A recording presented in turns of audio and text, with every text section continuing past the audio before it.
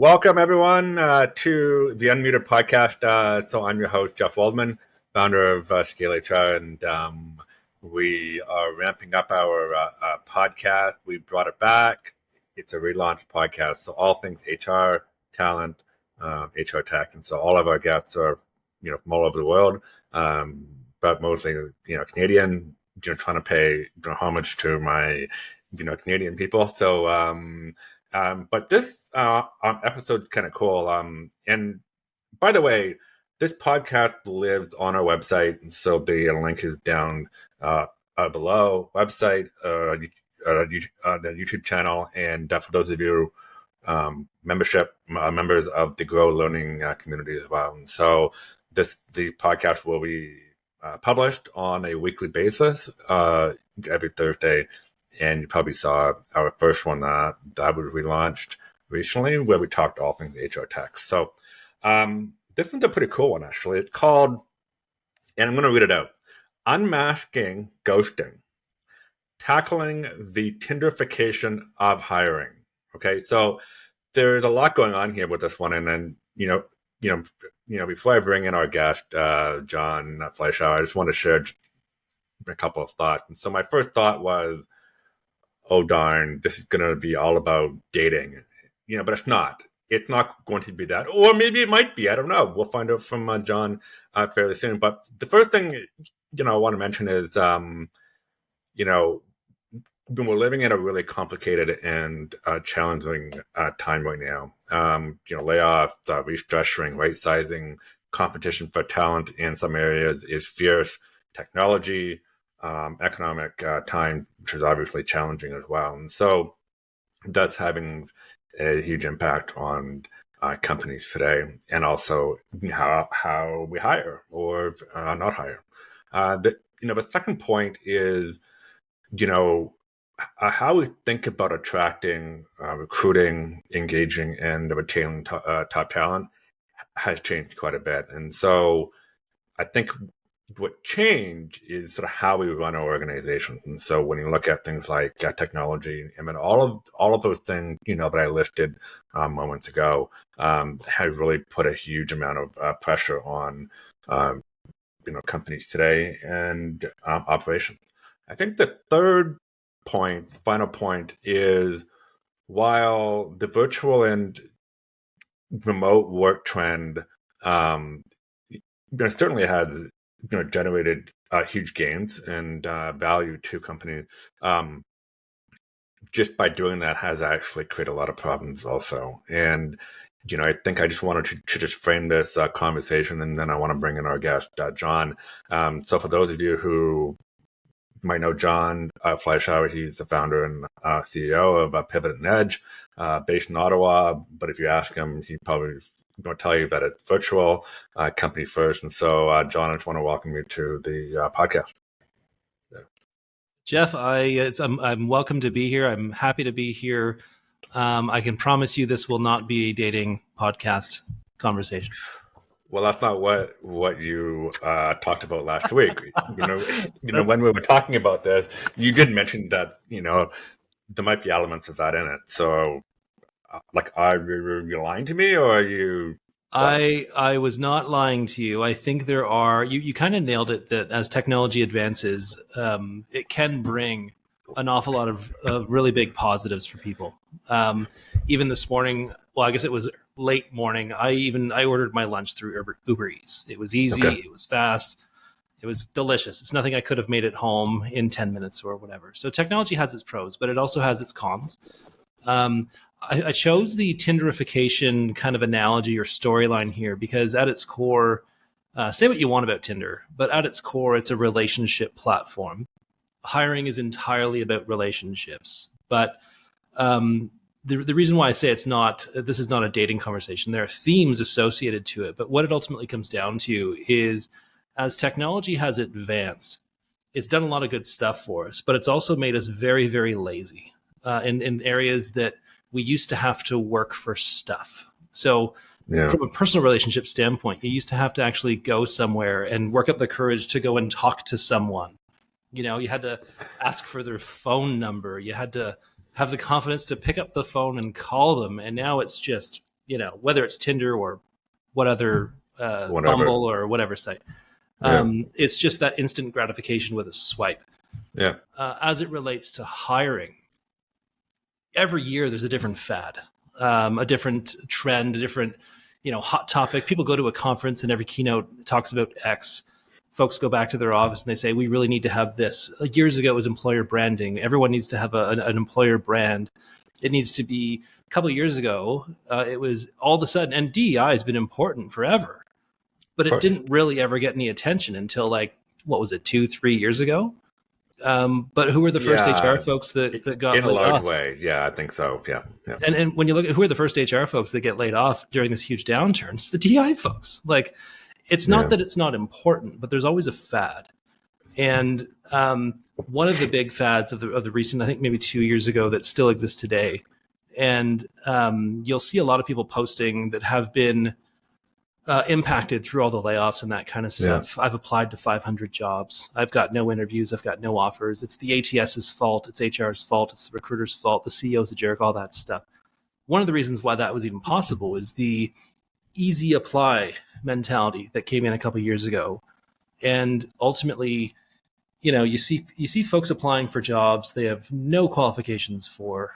There's so many people on the market. It creates this double, almost triple-edged sword of negativity that has created a lot of negative behavior in both job seekers as well as the companies trying to hire them. So the Tinderification, it's ultimately not about dating. It's mirroring the idea of it being a relationship platform, as hiring really is. Hiring is a relationship game. But when you layer in those negative behaviors, it creates negatives for both sides.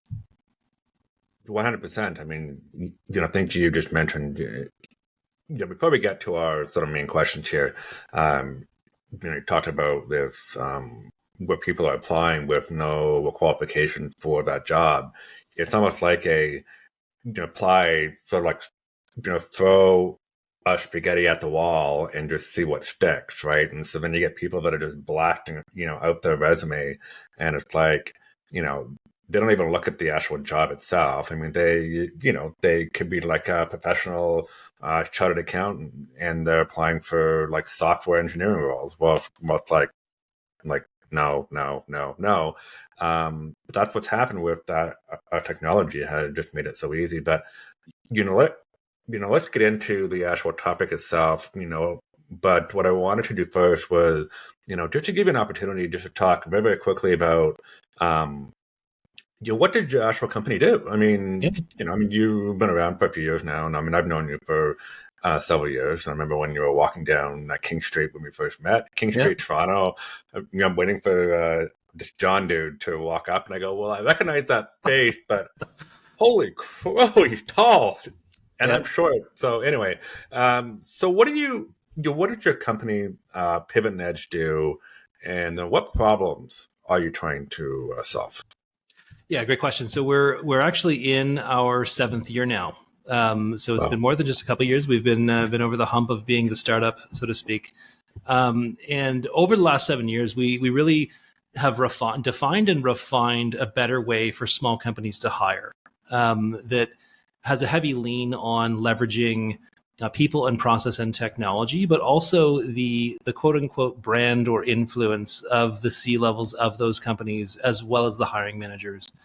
And really layering in a marketing component to really help bring visibility to not just what is the job, but who are the people in that company as well, to really try and combat against that whole Tinderification of hiring, where, for people that are just swiping right and applying to everything, they never get to really see, well, who is the hiring manager and who's the CEO and what do they believe in? What's their values? All that kind of thing.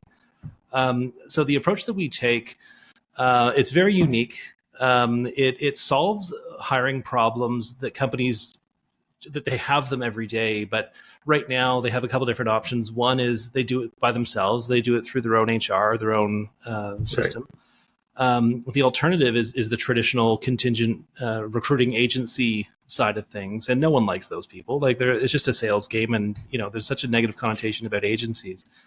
We've created a bit of a third option that plays inside the company that is about 80% more cost effective than the contingent search firm industry. Our market tends to be smaller companies, up at most maybe 50 employees or 50 employees of a satellite office of a larger company, but smaller organizations that have, say, one or fewer HR people. One of the C-levels is sitting on the couch at 9 o'clock at night, going through resumes on their iPad, pulling their hair out.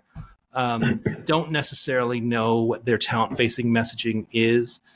Don't necessarily know how can they go out and actually attract these folks. And we bolt on and give them that whole sort of managed service of having a completely fully functional talent acquisition function, so that they don't have to look at all those resumes. They don't have to waste hours and hours and hours interviewing the wrong people. But also they get to own the strategy, and they get to keep that strategy long after our relationship ends. So we're kind of at a middle ground of being like a fractional talent acquisition team, but also a fractional talent acquisition team with a marketing backend. I think it's brilliant. Obviously, I mean, it's taking you some time to sort of get to, at this point. And obviously, like any other small business, you probably pivoted, 10 million times. I mean, I've been in business for just over, 2.5 years, and I've already pivoted about 22,000 times. So, You're going in circles. Yeah, but it's all good, and you're making progress. And so you've, got a great brand. And so I just want to really segue into our first real question here. I mean, obviously, as we mentioned, the talent landscape has been quite challenging, whether it's just quiet quitting, quiet hiring, quiet this, quiet that, layoffs, right sizing, downsizing, talent shortages, and so much more. And so part of our topic talks about ghosting. So what is your definition of ghosting? I think to me, have you seen the movie He's Just Not That Into You? It was like an early 2000s rom-com. Yeah. Great movie. If there's anyone watching, listening, if you're looking for a movie on a rainy Saturday, I highly suggest it. In essence, to me, ghosting is a very abrupt end of a relationship via a total lack of communication. So you and I are chatting right now. We hang up, we hit leave, whatever, and then we never call each other again. That's ghosting. It doesn't need to be something where I say, Jeff, I'm never going to talk to you again. That's the opposite of ghosting. That's me ending the relationship with you. Right. Ghosting to me is just canceling all future conversation, which ultimately ends the relationship. But it's not, but there's no overt or actual ending of it. It sort of happens where someone doesn't really communicate. Someone does something, so whether it be like an application or a phone call or a text message, and then that's it. It just sort of stops, right? It just I think anywhere. You don't really know you've been ghosted until you've been ghosted. It's not like you're baking a cake and when it's done. Like all of a sudden, right? You hear the ding go. As human beings, we tend to have. I don't know if this is for everyone, but I think it's typically normal to expect, say, in a business week scenario, you tend to expect a reply within 24 hours, typically. Yeah. Sure. You don't get the reply in the first day later. Well, they're busy or they're sick or they're off that day or whatever. Then you don't get the reply the second day. And you're like, oh, maybe, do I follow up? Should I follow up? Then the third day and the fourth day. And the fourth day, you're like, I don't want to push, but like, why aren't they calling me back? And then the fifth day, then you're like, well, what the heck happened? But you were probably ghosted like 5 days ago. You just didn't know. So there's no. Well, that's the thing, right? Event. So yeah. I mean, like human beings like information. They like to know something. So when they don't know something, there's that sort of that empty space in their head, and they have to fill it somehow because they don't like that feeling of not knowing, and that goes, with anything and organizations and life. And so when you're ghosted, it's like, am I ghosted? Are we just busy?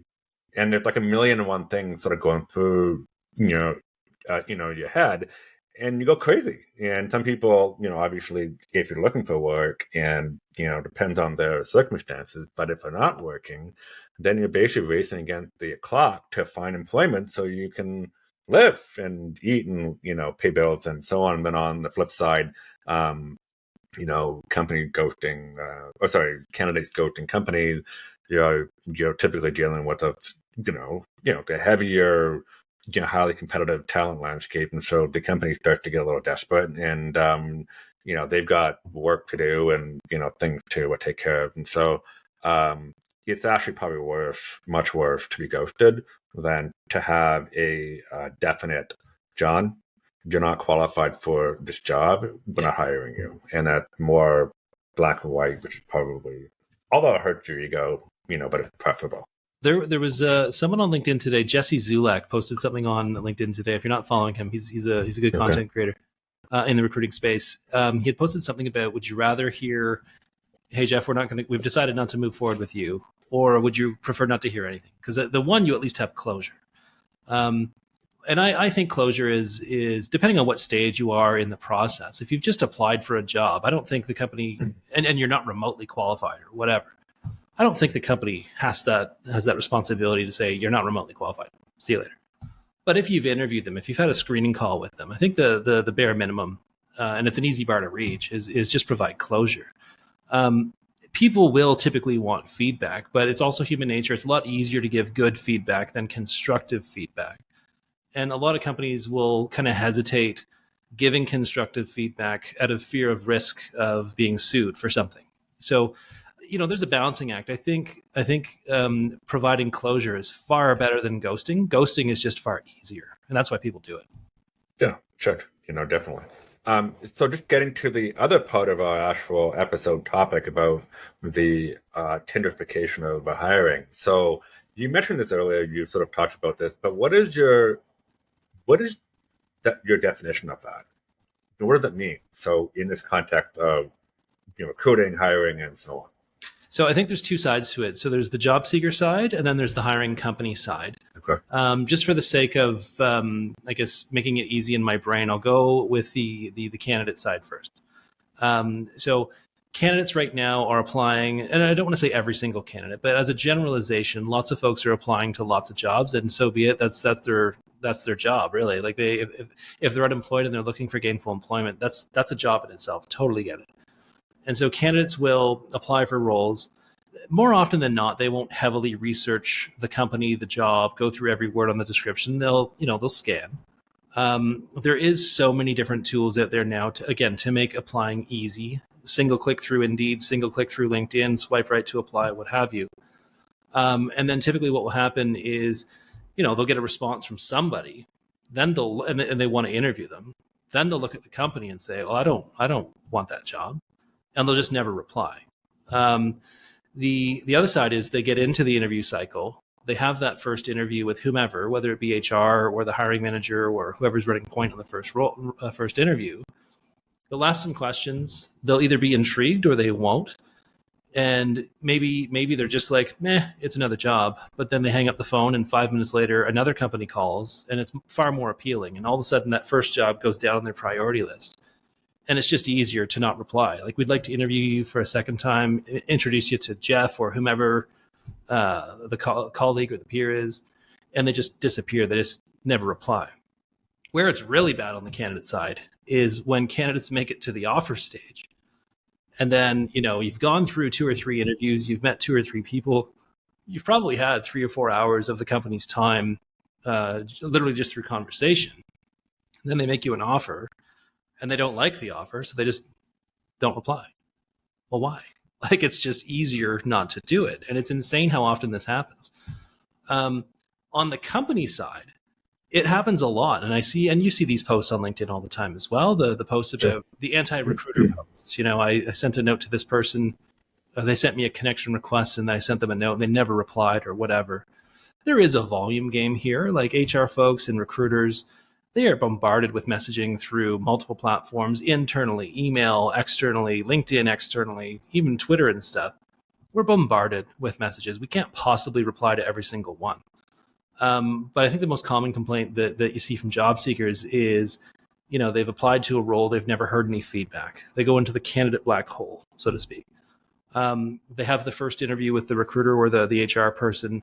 They think it goes well because the HR person never, or the recruiter never said, I've appreciated this conversation, but you don't meet our criteria, so we're not going to move forward with you moving forward, because that's hard. Like, it's just hard. And they never hear back. They have an interview with the hiring manager, but the hiring manager is wildly disorganized. They're doing 15 other things. They think the person's okay. Let's put them on the back burner. The back burner comment is always the worst one.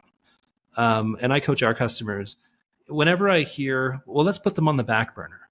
No, they're not. They're not like pudding.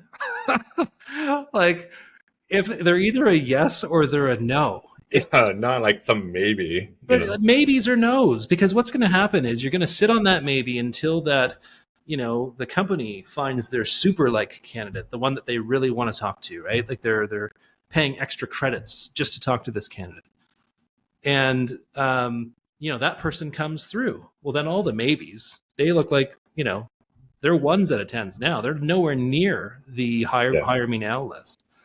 But at this point, they've been sitting on the back burner for 6 weeks. And then you go through the mental psychology of, well, I put them on the back burner 6 weeks ago. I haven't talked to them since.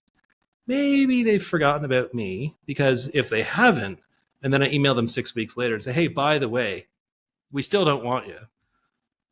What value does that provide either? So both sides do it.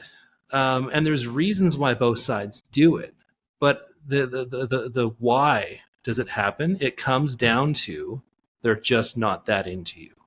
And the candidates can do a better job of avoiding the whole ghosting scenario from the company by being forthright, by actually establishing during the conversation that you're having with the hiring manager, I'm interested in this company. I'm interested in this role. Just so you're aware, I am interviewing with other companies in a similar scenario. I expect to be interviewing with other companies on Thursday, Friday, and Tuesday of next week. I expect to be making my decision by the 15th. Does that timeline fit in line with your process? If you don't have that conversation, you're setting yourself up for them to ghost. On the company side, if you interview somebody, like, fix your hiring process, number one. Like, if you have a 10-step hiring process and it takes you a week to give feedback to the other party between each step, you're shooting yourself in the foot. Like, have a hiring process. Like most companies don't. I'm talking about smaller companies, so like SMBs. I've been around this game for a long time, as you have as well.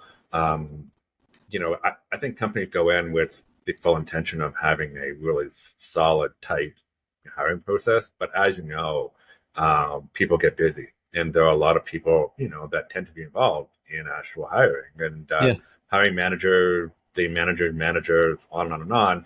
And you want to come down to a priority when you have to do something on the hiring front versus keeping your company lights on because you've just gone through downsizing. Well, you figure out which priority will take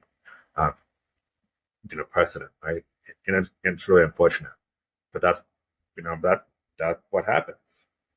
I totally agree with you. I think there's always, what do they say? The road to hell is paved with good intentions. I think that's the quote. I think a big part of it as well is kind of what you're involved with as well. Like, oftentimes hiring managers, if they're new to hiring, they don't know how to make a decision. They've never been trained how to interview. They've never been trained on how to make a decision. And so that can lead to, well, I think they're good, but I want to pull in my peer and get their opinion and kind of turn it into like a group decision instead of a person decision. And that extends the timeline as well. So I think one thing that we do with all of our customers, all of our hiring managers, is put them through an interview training course. And it only takes an hour, but just to walk them through the process that we've refined over the last 7 years. We know this works. We know this spins results in a hurry.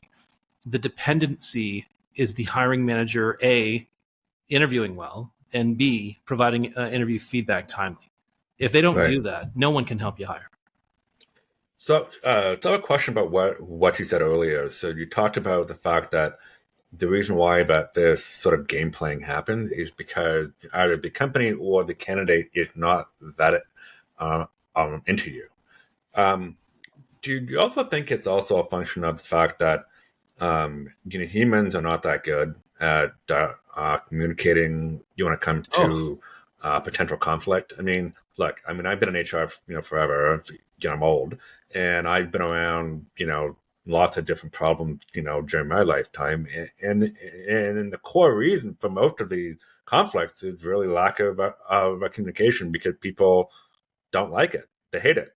So do you think that has a big part in it? I think it has a huge part of it. Yeah. And it's funny, I had a conversation with one of my mentors the other day. And he said, John, I think I've realized something. I think you're a fantastic speaker, but a terrible communicator. And I said, what the heck are you talking about? And what it came down to is delegating and all that kind of stuff. And once I understood what he was saying, I totally got it. And yeah, I totally agree. I think we kind of touched on this before. People love giving good news, but they tend to avoid giving bad news or constructive news. And you can't change human nature, but what you can do is enable your weaknesses or improve on your weaknesses through technology. So something as simple as you don't want to necessarily. So here I'll go. There's a couple pieces to it. So Gmail, as an example, Gmail typically has fairly tight spam filters. So oftentimes you try and email someone to their Gmail, it goes in their spam. They don't even know that it's there. So if you leave it there, that's it. You made one attempt. There's 3 strikes in baseball, but you just made one attempt. Pick up the phone. Just pick up the phone. Call them. Like old school? Like old school. Like actually get the old rotary dial out, Pick up the phone. Yeah, I've got one around here somewhere, I think. And I think that is a generational thing. Jeff, you and I, we come back to the whole relationship thing. You and I probably had to steal a phone book just to get the phone number of the first girl or whatever we called. Yes, we did. People today. White pages, yellow pages. No, white pages. White pages was the phone numbers. Oh, we had a little fine print. We had the Fergus, Ontario, or the Center of Wellington, Ontario phone book. It was about yay thick. It wasn't very big. Okay, but anyway, I grew up in Vancouver. Mine was a little thicker. But anyway, bigger city kid. But today you don't even need a phone. It's you look them up on Instagram. You don't even. I don't have Instagram, but I'm aware of Instagram. Right. You just DM them. You can now sliding into DMs is now a thing. It's amazing how many of the folks that are younger than us are terrified of picking up the phone. I don't understand it. But if you're terrified of the phone, text them. Text the candidate. Hey Jeff, I have an update for you. Can we get on a call? Like why? Yeah. Why don't you do that? Like even if you don't like giving bad news, you can use different techniques and different strategies to set yourself up to succeed. So one thing I used to coach my old team at Halogen Software years ago was when you have to give bad news to a candidate, is send them an email first. That's the softer way of introducing the conversation that's about to happen. And you can say, hey, Jeff, listen, I have some tough news to share with you, but I want to give you the opportunity to ask questions and that kind of stuff. Can we get on a call? No one opening that email is going to say, oh, I bet I get the job. Like they know they didn't get the job. So it lowers the bar, or it lowers the resistance to the conversation because the person on the other side already knows what's going to happen. Right. And just doing that little piece of effort, there's tons of technology out there that makes it easier. Set reminders in your calendar. If I haven't, we used to do follow-up Fridays. Every candidate gets an update on Fridays. Put an activity task in your ATS just so you know on Friday between 1 and 3, you're following up with people, that kind of stuff. Like there's a ton of ways to leverage different types of technology and different mediums to minimize this. The challenge is they all require effort. And we're lazy. Yes, we are. And so I just wanted to just kind of focus on, so those are good points. So can this problem of this ghosting and this game playing, Tinderification, bumbling, is that a word? I think bumbling is a word. Yeah. Okay. Can we actually solve this problem? I mean, is it solvable?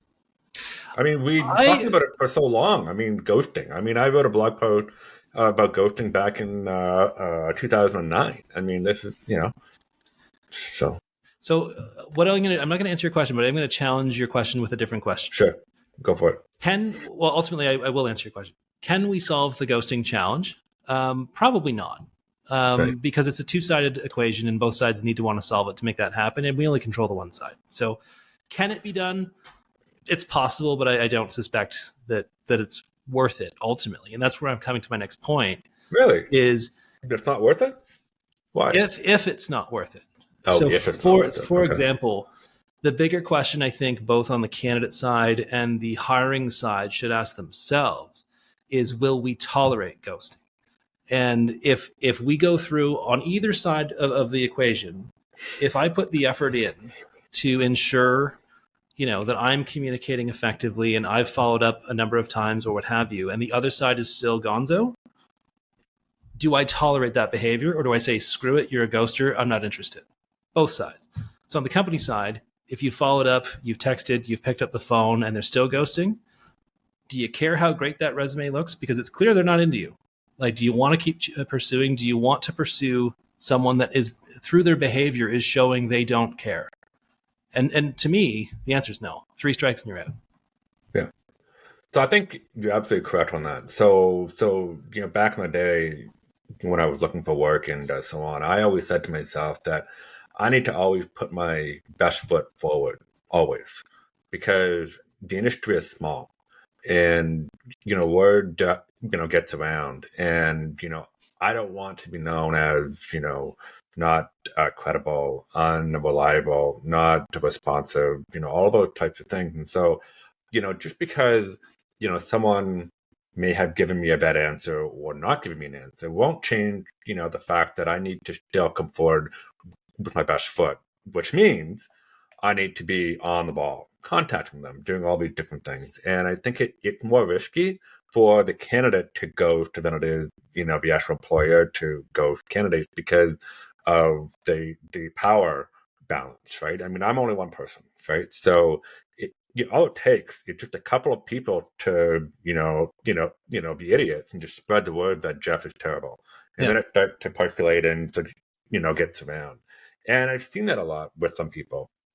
On the company side, obviously leading HR for various tech companies, I always told people, we will always get back to people, if it's good or bad, because, one of the things that we cared about was obviously being transparent, but also really to protect and nurture, our brand. And if you start to go people and more people, their perception of you as a great employer start to really tank. And if you're a small company, that's a massive risk. And I don't think that you want to go down that path. So. I think even if we even talk about Glassdoor, we don't. It doesn't really matter. I hate Glassdoor, but that's another chat for another day. Yeah. But the absolute worst thing I think a company can do is ghost a candidate that was referred by an employee, because that candidate is going to that employee and saying, "What the hell happened?" And that employee is going to say, "What the heck happened?" sort of thing. And we got the employee is going to be disengaged straight away. Like, they're going out of their way to recommend your company to their network of friends. The absolute least you can do is treat that person like a human being. Like, that's the least you can do. So I think the worst thing a company can do that will ruin reputation will never show up on Glassdoor. It's the ghosting of candidates that were referred by an employee. Right. I think on the candidate side, I'm seeing it more in the younger generation than the older generation. Like, I have not been ghosted by an executive. Sorry, on the candidate side, I've not been ghosted by an executive ever. On the sales side, all the time. Like, they're busy and you're trying to sell them something. That makes sense. They're not ghosting you. You just haven't engaged them yet. But I find the more senior in the career, the more professional maturity you have. So I'm seeing the candidates ghosting companies more so when they're, say, less than 5 years of experience professionally. Okay. And they probably, I'm not a psychologist, but they probably don't even know that this has a negative impact or a potential negative impact to their professional identity, because they don't even have one yet. And they grew up with ghosting is totally normal. And you meet people on Instagram or Tinder or social media, whatever. right? So they probably don't even know that there is potential impact or care. I would totally agree with you. So if you're on, the employer side, I think every company, gets involved with ghosting, whether they sort of know it or not. So if you were to actually work with, like a tech company, so like your client, and they are having a problem with, getting back to people and sort of ghosting, I guess, how would you start the process in terms of helping them change? Like, are there certain things that you would look at to sort of go through that process? So you're referring to companies that are ghosting candidates, how to fix that? Yeah, so they are ghosting in some capacity. They may not mean to, they may not even know it. But the reality is that their process is broken, or whatever it is, right? They're having a problem. So how would you sort of start that process? So the couple different things. I would suspect it's almost always a process. It's either a people process or a technology problem, realistically. If it's a people problem, why is that a problem? Is it that one particular person is doing the work of 10 and there's literally no hours in the day? Is it a process problem in the sense that, as you said, their process is broken? Maybe they have 15 steps in their process, or 6 steps in their process, or maybe the hiring manager isn't giving feedback to the recruiter, and the recruiter or the HR person doesn't even know what to say to the candidate. That's not the HR person's fault. That's the hiring manager's fault. But it's or a technology problem. Maybe the emails are going out, but they're all going into spam because your server hasn't been white labeled or whatever. But I think from a company perspective, it would really be understanding the why. Why is this happening? Before going straight to solution, because it could be a combination of many things, but they do come back to people, process, and tech. Once you identify what those whys are, why is it being allowed? Like, what was the expectation put on the people or the process or the tech in the first place? Maybe this is a more holistic thing where leadership doesn't, every company says we value people, or we're a family. Like, that's the most nonsense thing ever. But if, the top doesn't behave according to those values and people see it, they may not feel that the giving feedback or not ghosting is even an issue. So understanding why is this happening, number one, and narrowing it down. Is it people, process, tech, or is it a combination of 1, 2, or 3 of them? I guess a combination of 2 or 3 of them. And then looking at what expectations have been laid out and what has been deemed acceptable behavior in the business in the first place. Right. If the CEO doesn't care, like there's tons of CEOs out there that, well, you've seen all the headlines of the Forbes top 30. I think the last 3 top CEO of the year is in jail now, sort of thing. So like there are some bad CEOs out there, but the understanding why is it happening, and then do we want to change this? Then you can dig into it. And most of them are pretty simple fixes. They're once you make it a process and it's enabled by people in tech, there's no reason it doesn't happen. And I actually agree with that point about it being a simple fix. See, part of the problem is that a lot of these people just don't know. So they have done something a certain way. Leadership team had never gone through this, before. They've never done any kind of mass hiring. And so, or the person's really stretched. So like if you have like an HR person, a recruiter, so on, it just becomes daunting sometimes. And when it comes to tools, there's like a million tools out there. I mean, what do you use, right? And I think quite often, most SMB companies have a suite of tools that they're using. They may not be the best ones for them, for various reasons. And it also comes down to what cost effectiveness too. I mean, hard cost is a hard cost, right? It's a really interesting. So on the candidate side, so when it comes to candidate ghosting, like that is a really tough one for me, because I would never think about doing that ever.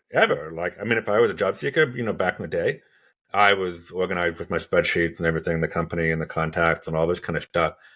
I would never ghost people. Like, why would I do that? But so people are doing it now, and that's fine. So what would you, suggest to those people, who are knowingly or not, ghosting employers?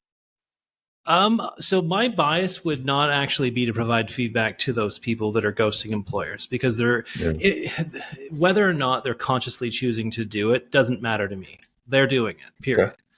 Okay. I think the way to kind of resolve the candidates ghosting companies thing is influenced by company behavior.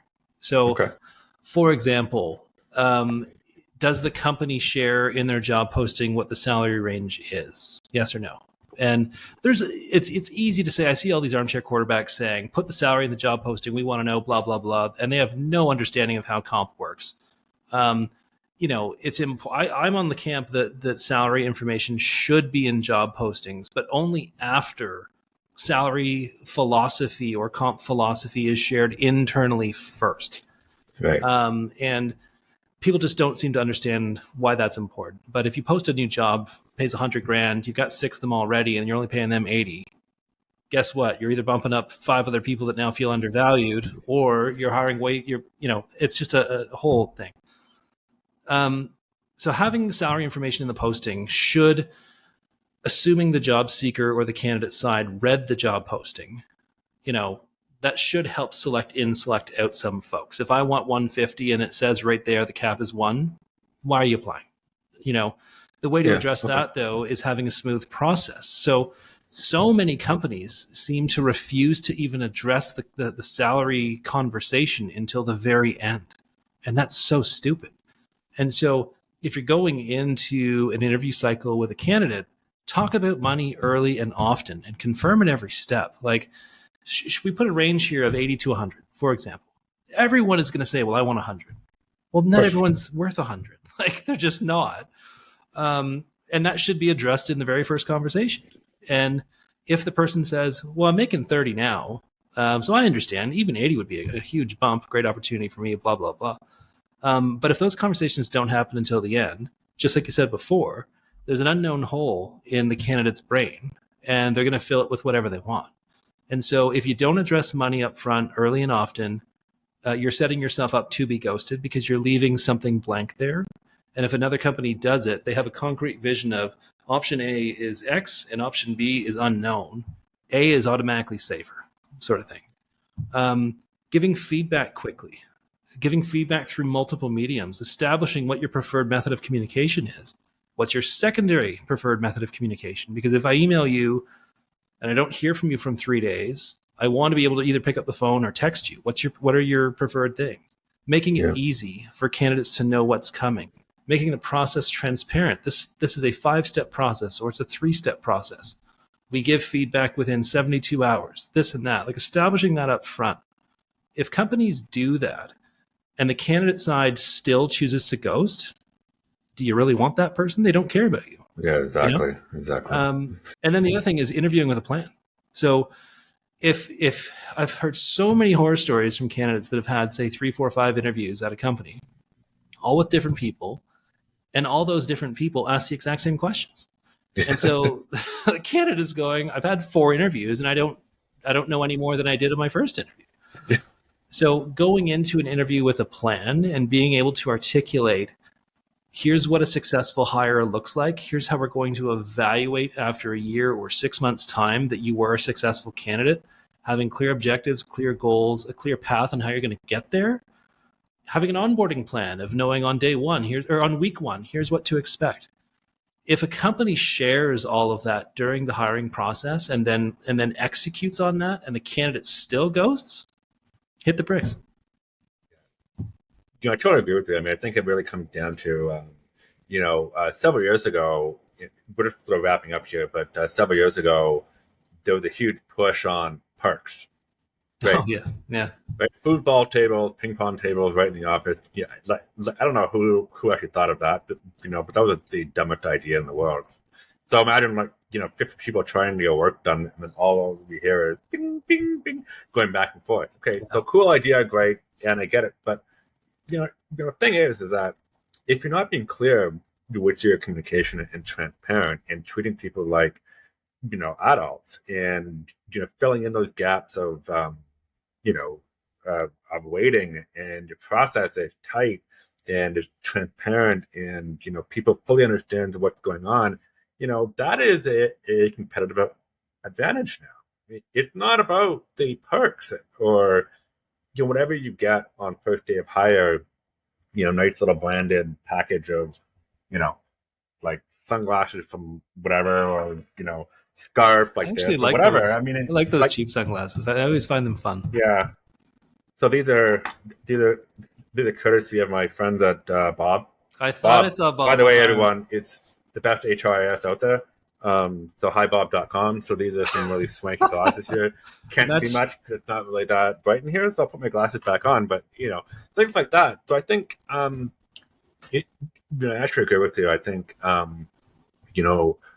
the problem can be somewhat mitigated, or not solved totally, because you are dealing with people and human. But obviously, if you've done everything possible and your process is tight, and they're still ghosting you, then you have to choose: is that person worth hiring? Yes or no. So, do you have any parting tidbits of wisdom that you'd like to share on this topic of ghosting and this, Parting Tinderification? tidbits of wisdom. I think you kind of touched on it just when you were going through your whole rant about the ping pong tables and stuff. And what's funny, my first office job ever, they had a foosball table, and it was right beside my desk. And the rule we had was you can't play it. You can play it, but it's before 8 a.m. or after 5 p.m. So that we made it work. But it's so many of the challenges that we're having across the board in hiring right now. We kind of created these problems for ourselves. And it's so funny how, getting rid of the ping pong table, the free bagels, the whatever in the office perks are, people just want to have, and I'm not suggesting that every single person is a top talent A player, because they're not. The world needs worker bees, and people don't want to admit that. But at the end of the day, a general average employee wants to do something positive in their day. They want to feel as though they've done something productive. They want to feel as though they're good at what they do. Certainly, some of them want to be challenged and want to try new things and all that stuff. But at the base level, they just want a job that gives them a life that they want to live. That's it. And we can fix so many of these hiring problems just by getting the basic fundamentals right. Something as simple as communicating, something as simple as being responsive, giving good news and bad news, giving a non-update. I don't have feedback for you yet, but I'm trying my best to get you feedback. I'll try and have it by Tuesday. That kind of stuff. The basic fundamentals, if you get the basic fundamentals right, you won't get the big stuff wrong. I totally agree. And so on that note, where can people find you? Currently, I'm in Ottawa. I will be in Montreal shortly. I'll be in Waterloo. I'm all over the place. I think you're talking about digitally, though. Is that what you're trying to get at? No. I was just talking about online. That's where can people find you? No. Go to John's address. I was trying to be funny. Ottawa, Ontario. Thanks for ruining my attempted humor. Sorry. Online. So no, go ahead. It's pivotandedge.com, pivotandedge.com. LinkedIn, it's John Fleischauer. If you want to just put in Big Tall John, that works as well. I have a bit of a love-hate relationship with Twitter, or whatever Twitter's called now. It's also, I don't. Don't ask. I have no idea what's going on. I have a Twitter account. I didn't know that. LinkedIn or the website are the two easiest spots to find me. The team you can find on LinkedIn and the website as well. Yeah, and we will post all of those links in the summary part of our podcast. And so once again, the Unmuted podcast is going to be available, or is available, on YouTube, on our website at GoScaleHR.com. And once again, it's all about HR, talent, HR tech. And I just want to ask you one last question. So you're going to be in Montreal, yes, on October 26th, speaking at Social HR Camp in Montreal. I will be there, obviously, because I'm running it. You're running it. Yeah, it just runs itself. But we have an amazing group of speakers, and so half of our session will all be done in French, half English. I'm just wondering, are you going to do yours in French? I will not be doing mine in French. Okay. No, I will be doing mine in English. I may. I find that when I attempt to leverage my French skills, it's better if I do that in Waterloo, where no one speaks French, because then they know I'm not an idiot. Whereas in Montreal, I just can't.